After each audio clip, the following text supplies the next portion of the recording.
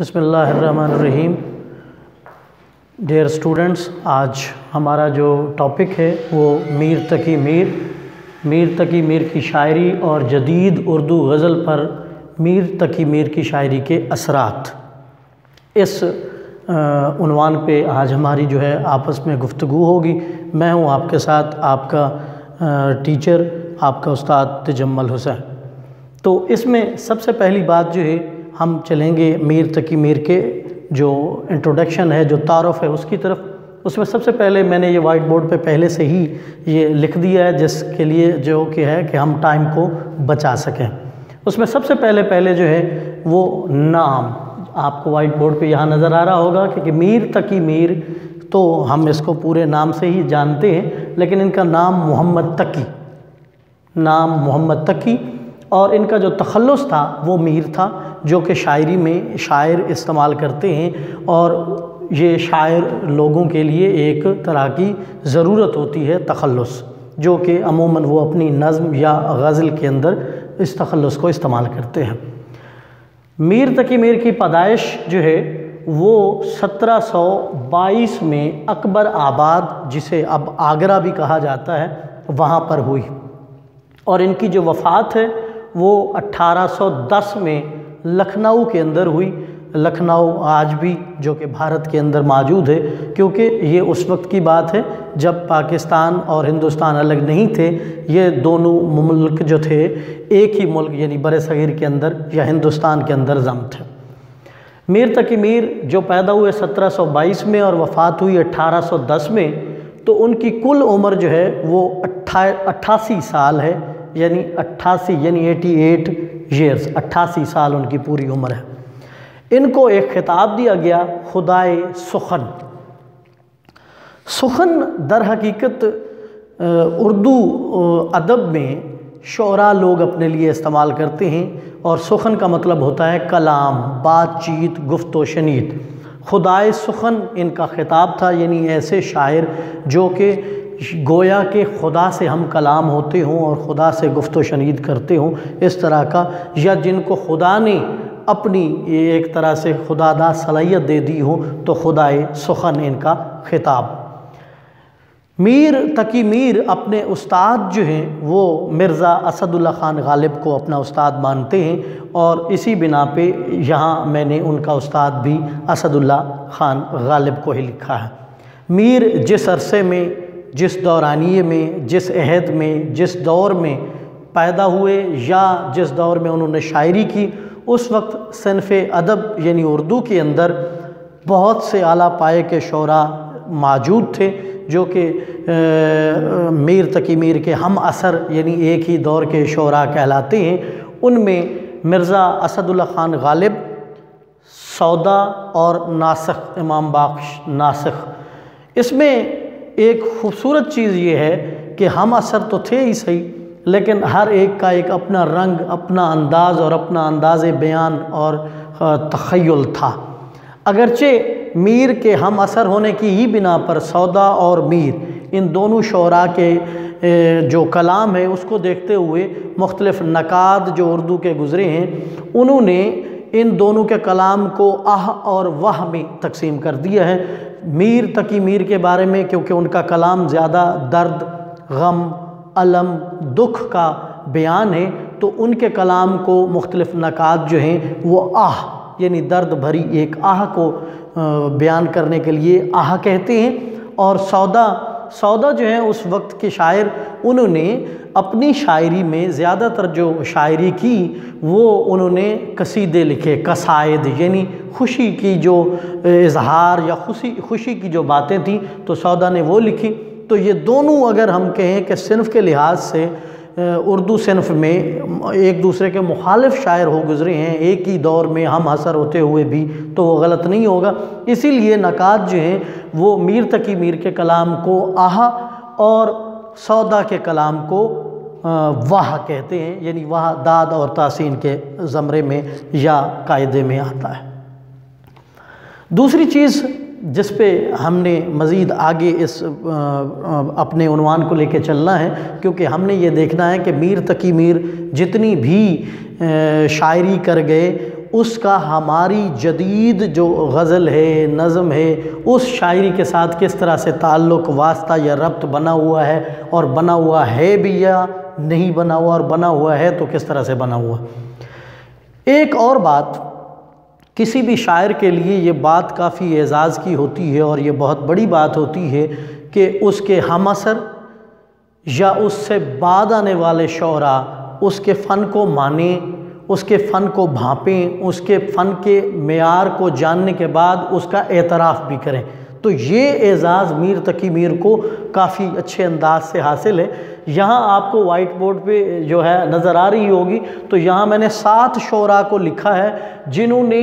صرف لفظی یا نثری زبان کے اندر یا الفاظ کی شکل میں نہیں کہا میر تقی میر کے فن کو کہ وہ ایک اچھا فن رکھنے والے تھے، بلکہ شاعری کے اندر جسے ہم سخن کہہ سکتے ہیں، جسے ہم تخیل کہہ سکتے ہیں، اس میں انہوں نے یہ چیز مانی ہے کہ میر تقی میر کا جو فن ہے وہ قابل ستائش ہے، اور جس کو پانے کے لیے ان 7 شعراء نے مختلف انداز سے اپنے شعر کے اندر یہ بتایا ہے کہ شاید ہم وہ میر کا سخن، ہم وہ میر کا تخیل، ہم وہ میر کا جو خیال ہے وہ حاصل کرنے میں ابھی تک کامیاب نہیں ہو رہے۔ جیسا کہ میں پہلے ہی بیان کرایا کہ میر تقی میر اپنے استاد تصور کرتے ہیں مرزا اسد اللہ خان غالب کو، تو پہلا شعر ہے ہی انہی کے استاد یعنی غالب کا، اور وہ کہتے ہیں کہ ریختہ کہ تمہیں استاد نہیں ہو غالب، ریختہ کہ تمہیں استاد نہیں ہو غالب، کہتے ہیں اگلے زمانے میں کوئی میر بھی تھا۔ یعنی غالب یہاں اعتراف کرتے ہوئے نظر آتے ہیں کہ غالب تم ریختہ، اچھا یہاں جو لفظ ریختہ ہے، ریختہ یہ ایک اردو کی جو صنف تھی غزل جسے شروع میں امیر خسرو نے ریختی کہا تھا، تو وہ چلتے چلاتے اور یوں دور با دور قدم بہ قدم چلتے ہوئے اسی کو غالب جو ہے وہ ریختہ کہہ رہے ہیں۔ تو ریختہ کہ تمہیں استاد نہیں ہو غالب، کہتے ہیں اگلے زمانے میں کوئی میر بھی تھا۔ یعنی یہاں غالب اعتراف کرتے ہوئے نظر آتے ہیں کہ ایک میں ہی غزل گو شاعر نہیں ہوں، بلکہ ایک اور شاعر یعنی میر بھی ہے جو مجھ جیسا یا ہو سکتا ہے مجھ سے زیادہ اچھا ہو۔ تو یہ اعتراف غالب کرتے ہوئے نظر آتے ہیں۔ اسی طرح ابراہیم ذوق، جن کو زیادہ مشہور یہ ہے کہ انہوں نے قصائد ہی لکھے، لیکن ان کی غزل نظم کے اندر بھی اور مثنوی کے اندر بھی خدمات رہیں، وہ اعتراف کرتے ہوئے یوں نظر آتے ہیں، نہ ہوا پر نہ ہوا میر کا انداز نصیب، نہ ہوا پر نہ ہوا میر کا انداز نصیب، ذوق یاروں نے بہت زور غزل میں مارا۔ وہ کہتا ہے کہ ذوق میں کیا، میرے اور جتنے بھی دوست احباب ہیں انہوں نے بہت کوشش کی کہ جو میر کا ذوق ہے، جو میر کا انداز ہے، جو میر کا طرز سخن ہے اس کو ہم اپنا پائیں، لیکن ہر ایک نے جتنی بھی جان ماری، ذوق وہ لوگ میر کے معیار کو نہیں پہنچ سکے۔ تو یہ یہاں ذوق، ابراہیم ذوق اعتراف کرتے ہوئے نظر آتے ہیں۔ اور پھر اس کے بعد ہیں مولانا الطاف حسین حالی۔ مولانا الطاف حسین حالی کو جدید غزل کے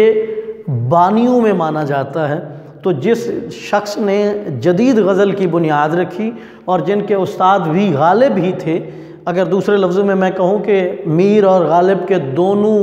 کے جو استاد ہیں وہ غالب ہی میر اور حالی کے یعنی دونوں کے استاد غالب ہی ہیں، تو یہاں حالی جو ہے اعتراف کرتے ہوئے نظر آتے ہیں کہ حالی سخن میں شیفتہ سے مستفیض ہوں۔ یہ بھی ایک شاعر، وہ کہتے ہیں میں سخن کلام کی طرف جاتا ہوں تو کس کو دیکھتا ہوں؟ شیفتہ کو۔ اور پھر شاگرد میں مرزا کا، شاگرد مرزا کا مقلد ہوں میر، یعنی میں مانتا میر کو ہوں۔ ایک ہی شعر کے اندر حالی 3 شخصیات سے متاثر ہیں، جن میں شیفتہ، مرزا اسد اللہ خان غالب، لیکن پھر اینڈ پہ کیا کہتے ہیں؟ میں مقلد یعنی تقلید کرنے والا، جس کے پاؤں پہ پاؤں رکھنے والا، جس کی پیروی کرنے والا ہوں، وہ کون ہے؟ وہ میر ہے۔ تو یہاں سے آپ اندازہ کریں کہ میر کے بارے میں الطاف حسین حالی کیا کہتے ہیں۔ اس کے بعد سودا، جو میں ابھی پہلے ہی بیان کرایا کہ میر کے ہم عصر شاعر ہیں اور ان کا زیادہ تر جو معروفیت یا جان پہچان ہے وہ قصیدہ کے اندر ہے۔ وہ کچھ یوں لکھتے ہیں میر کے بارے میں، سودا تو اس زمین میں غزل در غزل لکھ، یعنی ایک غزل کے بعد دوسری غزل، یعنی غزلوں کے انبار لگا دینا تو سودا تو اس زمین میں غزل در غزل لکھ، ہونا ہے تجھ کو میر سے استاد کی طرف، یعنی تو جتنا بھی لکھ لینا، تیرا استاد کون ہے؟ میر ہے، تجھے استاد کس کے پاس جانا پڑے گا؟ میر کے پاس جانا پڑے گا۔ تو یہاں سودا بھی اعتراف کرتے ہوئے نظر آتے ہیں کہ استاد ہے، فن کا سخن کا مالک ہے، بڑا ہے، کون؟ میر تقی میر۔ حسرت موہانی اپنے شعر میں کچھ یوں بیان کرتے ہیں، شعر میرے بھی ہیں پر درد ولیکن حسرت، یعنی حسرت کہتا ہے کہ جیسے میر کی شاعری میں درد ہے، علم ہے، دکھ ہے، ویسے میری شاعری میں بھی درد ہے، علم ہے، دکھ ہے، لیکن پھر بھی کیا چیز ہے جس کی کمی ہے، فقدان ہے؟ وہ کہتے ہیں شعر میرے میں بھی ہیں پر درد، شعر میرے بھی ہیں پر درد ولیکن حسرت، میر کا شیوائے گفتار کہاں سے لاؤں، یعنی جو کردار، جو گفتار، جو سخن میر کا ہے وہ مجھے نہیں مل رہا۔ اسی طرح اکبر اعلیٰ آبادی جسے عوامی شاعر کہا جاتا ہے، یعنی عوام کی نمائندگی کرنے والا شاعر، وہ کچھ اس انداز سے اعتراف کرتا ہے میر تقی میر کے فن کا کہ میں ہوں کیا چیز جو اس طرز پہ جاؤں اکبر، میں ہوں کیا چیز جو اس طرز پہ جاؤں اکبر، ناسخ ذوق بھی چل نہ سکے میر کے ساتھ۔ وہ کہتا ہے کہ اکبر تو جتنی بھی کوشش کر لے تو کہاں چل سکتا، جبکہ ناسخ اور ذوق جیسے شاعر بھی میر کا مقابلہ کرتے ہوئے دکھائی نہیں دیتے ہیں، تو پھر تو بھلا کہاں اس کا مقابلہ کر سکتا ہے۔ اور میرے اس شعراء کے ٹاپک کا آخری جو شاعر ہے وہ مصفی ہے، وہ لکھتے ہیں ایک مصفی تو اور کہاں شعراء کا دعویٰ، یعنی مصفی ایک تو کلام بھی لکھ رہا ہے اور تمام شعراء یہ دعویٰ کرتے ہیں۔ کون سا دعویٰ؟ ایک مصحفی تو اور کہاں شعراء کا دعویٰ، بھبتا ہے یہ انداز سخن میر کے منہ پر، یعنی یہ جو کلام کا سخن کا جادو ہے یہ صرف میر کے سخن میں ہی نظر آتا ہے، اور میر کو ہی اچھا اور بھلا اور سجتا ہوا نظر آتا ہے، باقی کسی کو اچھا نہیں لگتا۔ تو آپ یہاں تک اندازہ کر چکے ہوں گے کہ میر کی شخصیت کیسی ہے، جن کا ادراک، جن کا اعتراف اتنے بلند و بالا شاعر کرتے ہوئے نظر آتے ہیں۔ تو اب اس میں مزید اضافہ کروں اور آپ کو بتاؤں کہ کن شعراء نے، یعنی کون کون سے شعراء ایسے تھے جنہوں نے میر کے انداز کو، میر کے آہنگ کو، میر کے اوزان کو، میر کی بحور کو، میر کے سخن کو اپنا انداز بنانے کی کوشش کی یا اپنے انداز میں ڈھالا، اور کس طرح سے اور کس نے وہ ڈھالا۔ ان میں سب سے پہلے ان کے استاد غالب ہے، جو کہ میر کے انداز کو کہیں نہ کہیں اپنے کلام میں جگہ دیتے ہوئے نظر آتے ہیں۔ اس کے بعد مصحفی ہیں، شاہ نصیر ہیں، فانی بد ایوانی ہیں، فراق ہیں، ابن انشا ہیں، خلیل الرحمن اعظمی ہیں، ناصر کاظمی ہیں، اختر شیرانی ہیں، فیض احمد فیض ہیں، احمد مشتاق ہیں، سلیم احمد ہیں، سیف الدین سیف ہیں اور نذیر کیسر۔ یہ 14 شعراء ایسے ہیں ہماری اردو ادب کے جو کہ کہیں نہ کہیں کسی نہ کسی انداز میں میر تقی میر کے اسلوب کو، فن کو، سخن کو،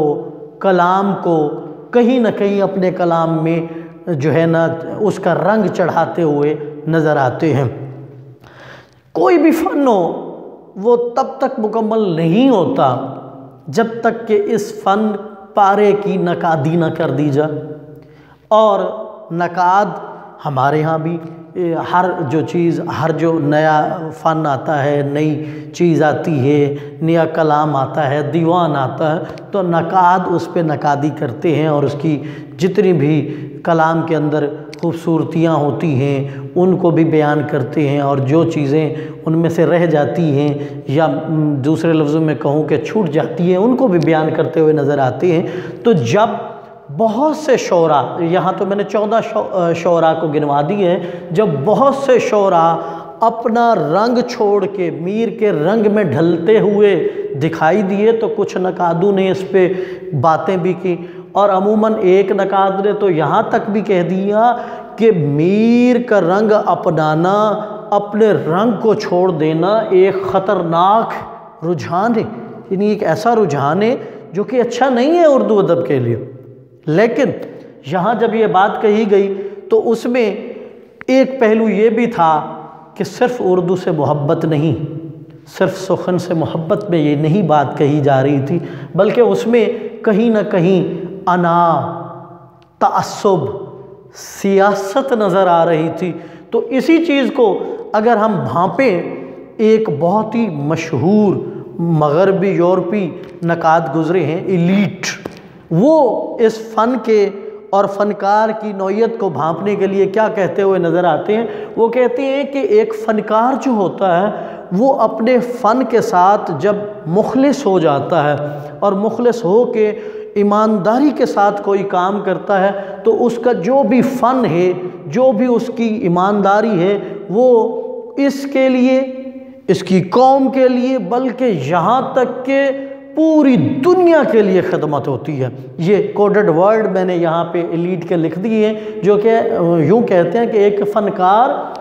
جب پوری دیانت سے اپنے فن کی چاکری کرتا ہے، یعنی پھیلاتا ہے، تو ساتھ ہی ساتھ وہ اپنی قوم بلکہ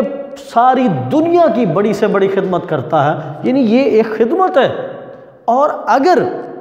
یہاں ایک نقاد یہ کہتے ہوئے ملتا ہے کہ میر کو جو لوگ جو ہے کاپی کر رہے ہیں، اس کی پیروی کر رہے ہیں، اس کے تقلید کر رہے ہیں، تو وہ ایک فن کے لیے خطرہ ہے، تو ایلیٹ کے اس قول کو اگر ہم دیکھیں تو وہ نقادی کے معیار سے ذرا ہٹ کے بات کر رہے ہیں۔ اور نقادی کا معیار کیا کہتا ہے کہ اگر کوئی فن